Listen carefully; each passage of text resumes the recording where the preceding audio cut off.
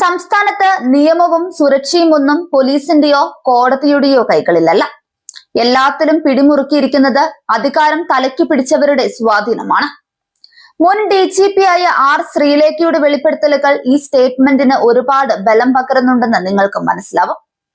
ഭരണത്തിലിരിക്കുന്ന LDF സർക്കാർ യാഥാർത്ഥ്യ പ്രശ്നങ്ങളിൽ നിന്ന് മാറി നിൽക്കുകയും സ്ത്രീ സുരക്ഷ പോലുള്ള അടിസ്ഥാന വിഷയങ്ങളിൽ പരാജയപ്പെടുകയും ചെയ്യുകയാണെന്ന വിമർശനം നേരത്തെയുണ്ട്. ഭരണകൂടത്തിന്റെ നിസ്സഹായതയാണ് ഇത്തരം ആരോപണങ്ങൾ പുറത്തു കൊണ്ടുവരുന്നത്. നിയമസംരക്ഷണ സംവിധാനങ്ങൾക്ക് പോലും സ്വതന്ത്രമായി പ്രവർത്തിക്കാനാകാത്ത അവസ്ഥയാണ് കേരളത്തിലുള്ളത്. ഭരണം മാറിയാൽ മാത്രമേ മാറ്റം വരൂ എന്നതാണ് ഈ ആരോപണങ്ങളെല്ലാം അടിവരയിടുന്നത്.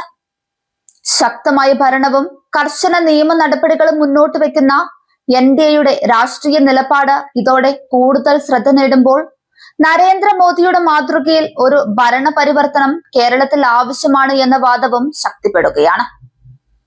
സംസ്ഥാന സർക്കാരിനെതിരെ ഗുരുതര ആരോപണമാണ് മുൻ DGPയും വട്ടിയൂർക്കാവിലെ NDA സ്ഥാനാർത്ഥിയുമായ R. ശ്രീലേഖ ഉന്നയിച്ചിരിക്കുന്നത്.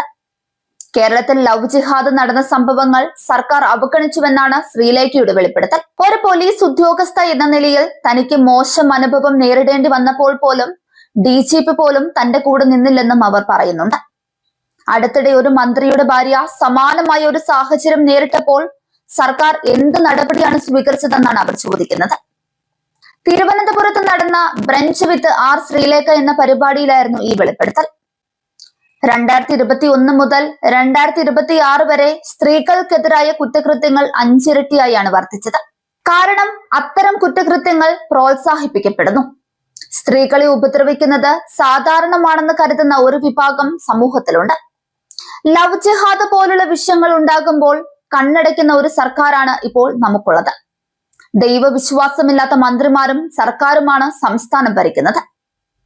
ഞാൻ വ്യക്തിപരമായി ഇത് പല തവണ അനുഭവിച്ചിട്ടുണ്ട്. ഒരു വനിതാ പോലീസ് ഓഫീസർ എന്ന നിലയിൽ പോലും എനിക്കെതിരെ എന്തെങ്കിലും പ്രശ്നമുണ്ടായാൽ അത് നേരിടേണ്ടത് ഞാൻ മാത്രമാണ്. DGP പോലും എനിക്കൊപ്പം നിൽക്കില്ല. കാരണം അവർക്ക് രാഷ്ട്രീയ അംഗീകാരത്തോടെ മാത്രമേ അത് ചെയ്യാൻ കഴിയൂ. അടുത്തിടെ ഒരു മന്ത്രിയുടെ ഭാര്യയ്ക്ക് മോശം അനുഭവം നേരിടേണ്ടി വന്നു. സ്വന്തം വീടിനുള്ളിൽ പൂട്ടിയിട്ട് പോലും പോലീസ് പരാതി സെല്ലിൽ നേരിട്ട് വിളിച്ചു പറഞ്ഞിട്ടും സർക്കാർ എന്ത് നടപടിയാണ് സ്വീകരിച്ചത്? ഇതാണ് കേരളത്തിന്റെ അവസ്ഥയെന്നാണ് ശ്രീലേഖ പറയുന്നത്.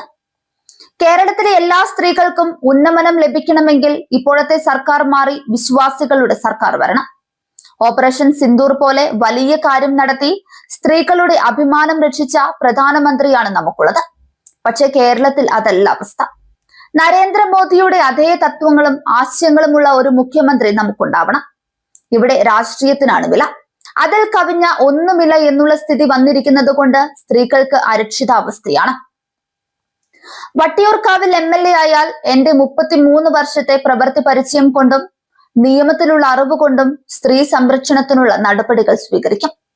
കേരളത്തിലെ എല്ലാ സ്ത്രീകൾക്കും ഉന്നമനം കിട്ടണമെന്നുണ്ടെങ്കിൽ ഇപ്പോഴത്തെ സർക്കാർ മാറി വിശ്വാസികളുടെ സർക്കാർ വരണം. അതേസമയം ശ്രീലേഖയുടെ പരാമർശത്തിനെതിരെ ഒരുപാട് എതിർപ്പും ഉയരുന്നുണ്ട്. വിശ്വാസികളെയും അവിശ്വാസികളെയും ഒരുപോലെ കാണുന്ന ഭരണഘടനാ മൂല്യങ്ങളെ അട്ടിമറിക്കുന്ന പ്രസ്താവനകളാണ് ശ്രീലേഖയുടേത്. ദൈവവിശ്വാസമില്ലാത്ത സർക്കാരും മന്ത്രിമാരുമാണ് കേരളം ഭരിക്കുന്നതെന്ന പരാമർശത്തിലൂടെ മതനിരപേക്ഷതയെയും ജനാധിപത്യത്തെയും അവർ പരസ്യമായി പരിഹസിക്കുകയാണ്.